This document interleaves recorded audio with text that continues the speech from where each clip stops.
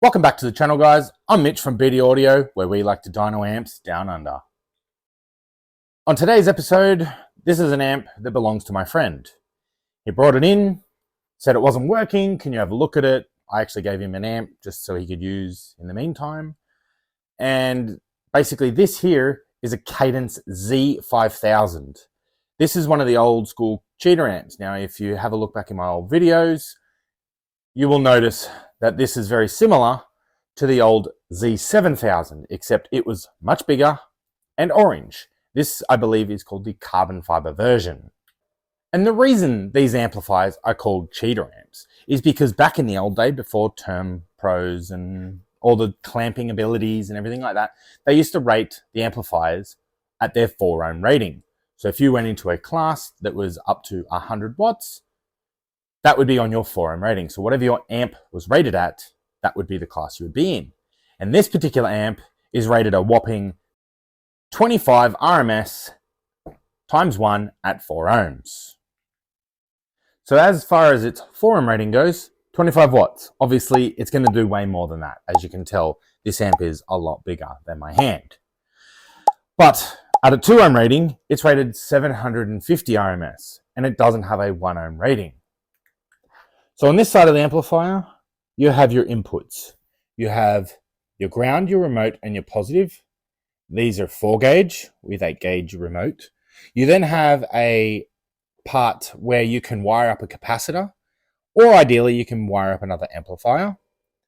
And you have your mono input, so positive and negative, which is also 4-gauge.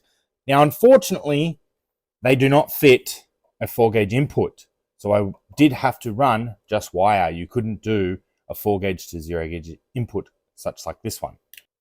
On this side of the amplifier, not much going on. You have your input and your output. As you can see, I did change these to panel mount or Tiffany style, as it was having a fault with the RCAs. Obviously been shoved in and out for the last 15, 20 years. They were snapped at the board, so I did just solder in some new inputs. You also have your telephone cable base controller. On this side of the amplifier, you may not be able to see very well, but you have your line out, which is low pass, full, high pass. You have your crossover, low pass, full, high pass. You have your gain, your frequency, your bass drive, your crossover frequency, and your subsonic filter. Underneath this is a big fan to help it breathe. Now, when I did get this amplifier, it was in really bad condition.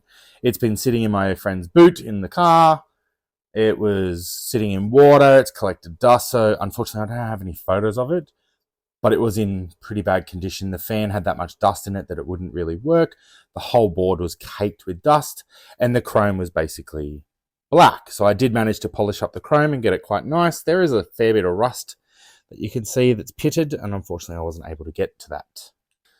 Anyway, it's onto that fun part of the night where we whack this up to the dyno and see what kind of power this makes. Okay, first test for this cheater amp, we are rated a whopping 25 RMS at 4 ohm. Here we go, up to clip. All right, 176. Way more than that 25. Let's clear it and let's full send it. Whoa, 429. Holy Jesus, good job. More power, baby. More power, baby. More power, baby. More power, baby. Second test. Now, this is definitely not a cheater amp rating. We have 750 RMS at 2 ohms. Here we go, up to clip. Okay. Didn't make that quite rating, 348. Let's clear the rating and full send it. Here we go. Okay, so we made it, but it just took all of its power. It's weird, this amp really clips kind of early. So 777. Good job. I just don't care anymore. This is gonna be interesting. All right, final test of the day. It's not rated at 1 ohm, but we're gonna do it anyway. First, we're going to go up to clip. Here we go. Okay, 580. So, yeah, it doesn't really do much certified, but Let's full send it and see what it's got. Here we go. 1058. Very nice.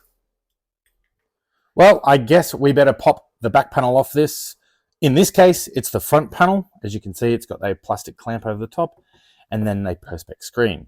So you can see a little bit what's going on, but let's definitely pop this off.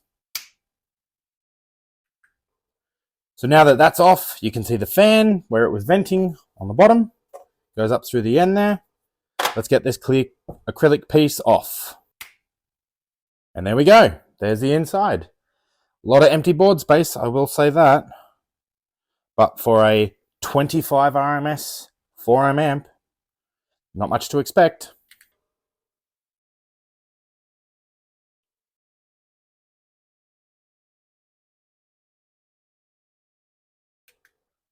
Well, I hope you enjoyed that, guys, because I definitely liked seeing this amp come back to life after it's been repaired.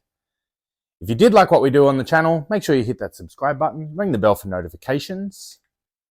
As always, thanks for tuning in. I'm Mitch from BD Audio, where we like to dyno amps down under. I'm tuning out. See ya!